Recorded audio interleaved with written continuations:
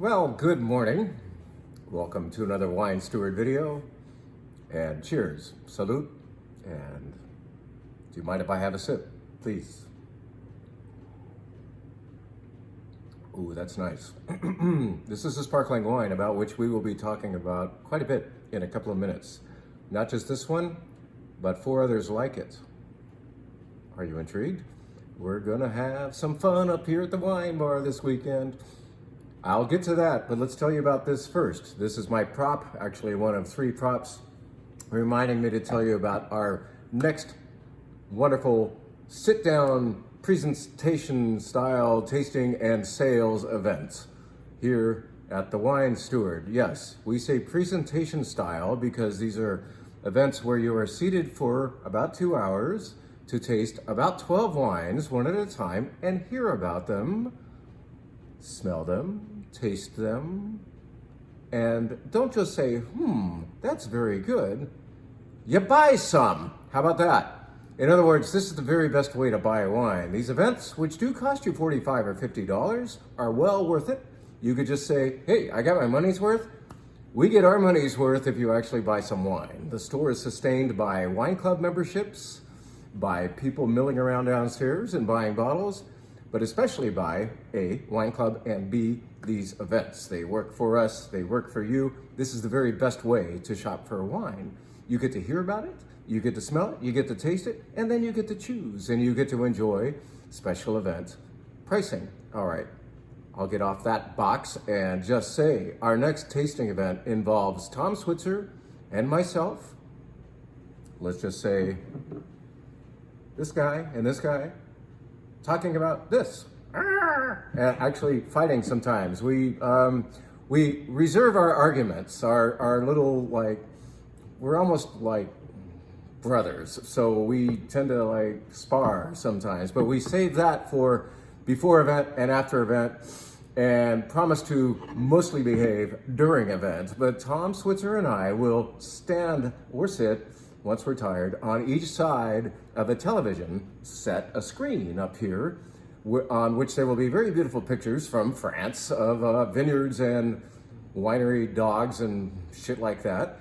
We'll be describing to you and pouring for you the wines of Charles Neal. Yes, the importer named Charles Neal, Bay Area importer. He doesn't import the Bay Area, he lives in the Bay Area, and he goes to France about 6 or 8 times a year. I think he's over there right now.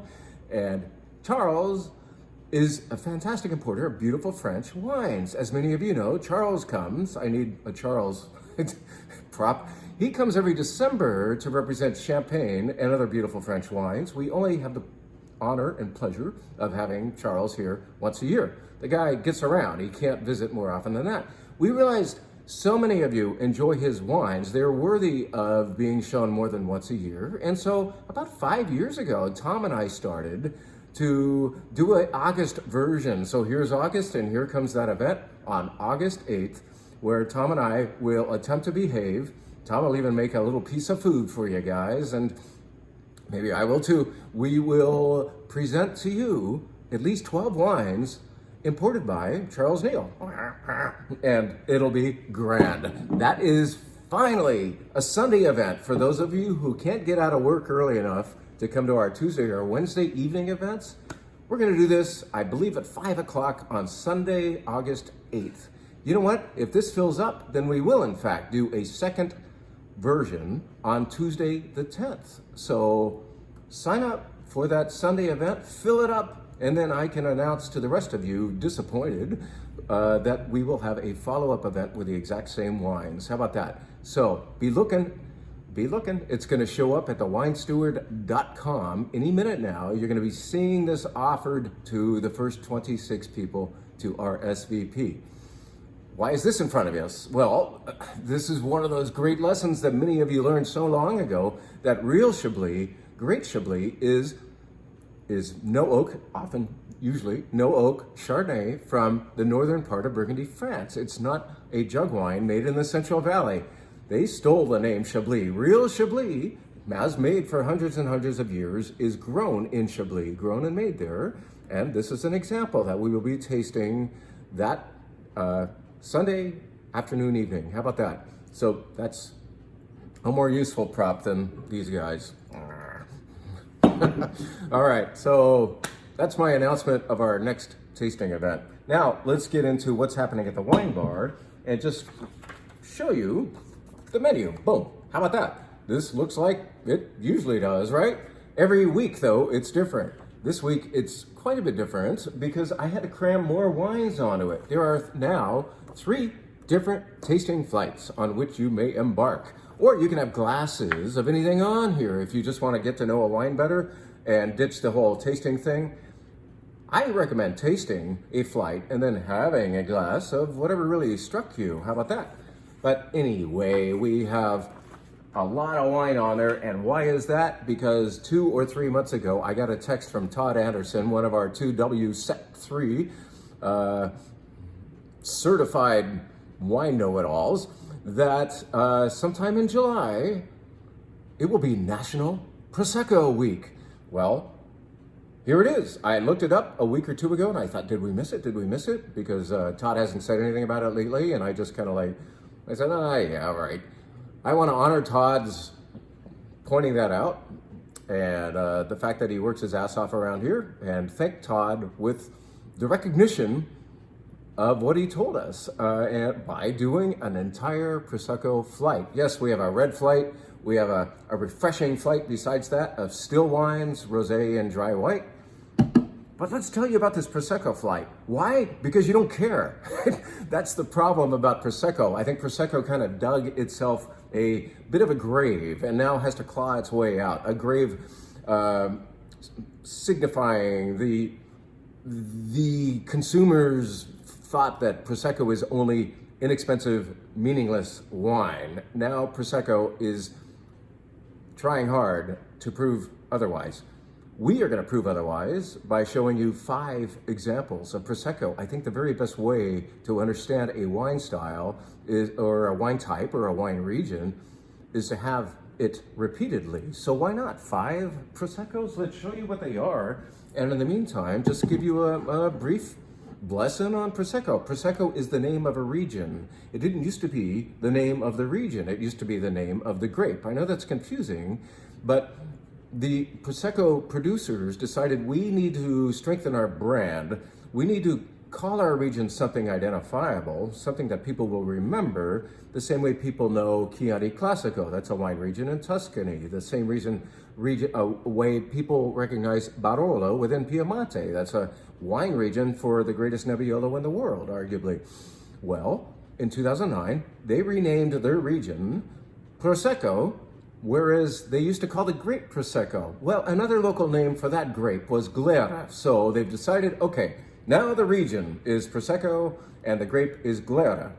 Let's tell you quickly about the difference between this and Champagne, perhaps, where Champagne is being done with 2 fermentations, the second in bottle, expensively, lots of manual labor, lots of time waiting for that beautiful sparkling wine to become great. You pay extra because of all the wine sitting in the vaults underneath the wineries, and also the extra work involved. And of course, because Champagne is so damn prestigious, it can charge more, right? Well, Prosecco costs less, especially because of how it's made. It's made like wine. Like all sparkling wine starts out as still wine, essentially. And well, there's a qualification there, I won't get into it.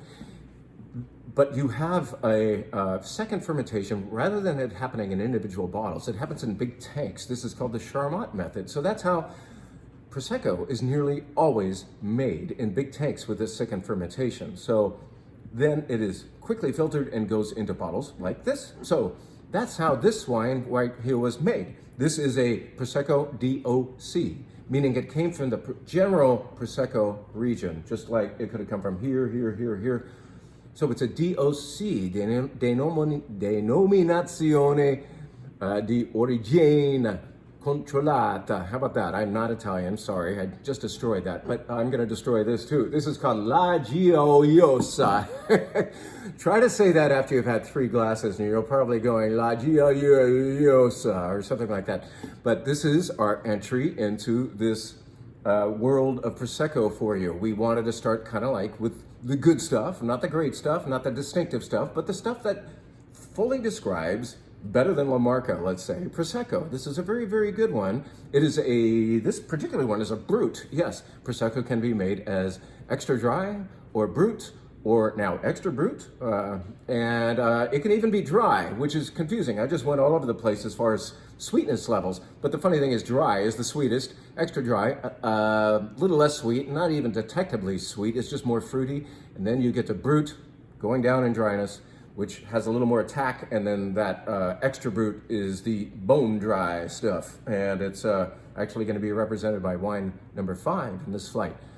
Back to this is DOC, not DOCG. We'll talk about that in a minute. And it's good stuff. Yosa. How about that? Start here, all right? Just stick that over there. And look at this. As of just a few years ago, it is approved by the wine government of Italy that you can now have Prosecco made in pink. Look at that. Beautiful. Ti amo. Perfect name for a pink Prosecco. It is still made predominantly of Glera. In fact, I believe 85% Glera is the official requirement for all Prosecco. You can add this and this and this. Most people go 100% Glera when it is the white stuff. When it's the pink stuff, what's coloring it up? Pinot Noir. Very elegant. Little kiss of Pinot Noir happens in Ti amo. So now we've shown you another Prosecco type and given you another little Prosecco lesson. As of only a couple of years ago, you can have now Prosecco Rosé. You couldn't before that. But of course, there's a little pressure. Market pressure all the time is what seems to drive innovation. Okay, and then we have wine number 3, which lets us tell you that yes, there is such thing as DOCG Prosecco. First of all, we're skipping a category and getting even more important. But the category, like let's say we have the Prosecco region, and then within it, you've got the Conegliano Valdobbiadene, which is very fun to say, sub-region of Prosecco. And that, starting there, we get to call these DOCG, Denominazione di Controllata Garantita. Okay, so that's I got it this time. That's DOCG. So these are technically better. Because it's more site-specific, better places for growing the grape. The requirement, there's a maximum tons per acre that you can take off of the vines here compared to a more lenient amount from general good old Prosecco. And so there's rules and regulations making sure that DOC Prosecco is better. Again, the Italian wine government and regions like Prosecco are very protective of their brand, but that's why they have these rules and regulations. It's not to be a pain in the ass, but actually to maintain the validity, the credibility of a regional brand, if you will. The same way Châteauneuf-du-Pape has certain requirements, that's to keep it good, okay? So this is Rive Prosecco. What does that mean? Can you see the word there? Let's see where it is. There it is, that little word, Rive. There are 43 Rives. Rives are hills. There are 43 hill vineyards, basically, throughout the Conegliano Valdobbiadene area. So within that Superiore area is this even more important chain of hills called Rives. This is the Soligo Rive. I think you can see Rive di Soligo on there. And so it's from a hill, has to be manually harvested, that means by hand rather than by machine. This basic stuff was almost certainly picked by machine. What does that mean? Why is that better? Because the person with the hand can see the grape and choose accordingly. And maybe not pick that cluster, but that cluster instead, because that one looked kind of nasty. I'm not putting that in my basket. I'll get fired. Anyway, we have a Rive Prosecco, meaning it's from a particular hillside, picked by hand. Again, a smaller tons per acre, if you will, or hectoliters per hectare requirement. And we've just learned another thing. We've learned about a Prosecco Superiore level called Rive with this delicious bottle. The point is it better? It's in my glass. In fact, I chose this because, yeah, it's better. How is it better? Well, if I was tasting all 5, I would be able to tell you how. But, I mean, this is just what I want for breakfast. All right. The last two are from one producer, but they are at two, once again, kind of departures or different levels. So I told you that Prosecco Superiore, the DOCG stuff, is from Conegliano Valdobbiadene, that area within the general area. There's another area within the general area called Azzolo. So this is also DOCG. Here is Azzolo Prosecco, made by these guys named Case Pauline. The last two Prosecchi in the flight are going to be made by this same producer. So this is a Azzolo Prosecco Superiore DOCG. See how obvious they make it for you? Boy, there's a lesson on a label right there. This is a Brut. It's very, very good. It's drier than extra dry. And all of a sudden, the Prosecco, which should always be cheerful, is getting a little more dignified. So it cracks a smile. All Prosecco smiles, but this is just like that instead of all right, so you've got very good, better, and it costs a little bit more because once again they can't take as many take as large of a crop off the vine. The smaller the crop, generally the better, right? Okay, this is cool. This is the final wine. It's called Col Fondo. That's a style actually which is mirrored by this other term on here for which I must put on my glasses, which is called, where is it? There it is. Sui lieviti. This, whereas I've told you that the second fermentation in Prosecco nearly always occurs in a big tank, this does not. Second fermentation for this very special Prosecco occurs in bottle. What, you mean, like champagne? Yes, to a point. How it is in bottle for the second fermentation, but it is never disgorged. We can get into that, we won't. This video must end sometime. This is non-disgorged, second fermentation in bottle, Prosecco, very special, very rare. And what happens is all of the sugar in that second fermentation turns into alcohol. And so what you end up with is a category that's fairly new for Prosecco. This is Brut Nature, or extra Brut, which do they call it? Brut Nature. So Brut Nature is drier than Brut. This is bone dry stuff. It is slightly cloudy because of the leftover, the spent yeast cells are still in the bottle because it was not disgorged, right? And so it's interesting looking, very interesting tasting and feeling because most of us have never had bone dry Prosecco before. And it's a cool way to end up this flight that tells us more about Prosecco than either we care to know or that we simply didn't know and are happy to know. So are you interested? Boom. You may come in and learn some more by actually tasting everything I've described, where I will just keep tasting this. I've already said there's a red flight, it's good. I've already said there's a refreshing flight as well, it's very good. I think that's it, you know? You've listened to me long enough. Remember the Charles Neal event as presented by Tom Switzer and myself. We promise to behave. We will. Maybe. It'll be good. August 8th. Finally, a Sunday event. All right. See you guys soon.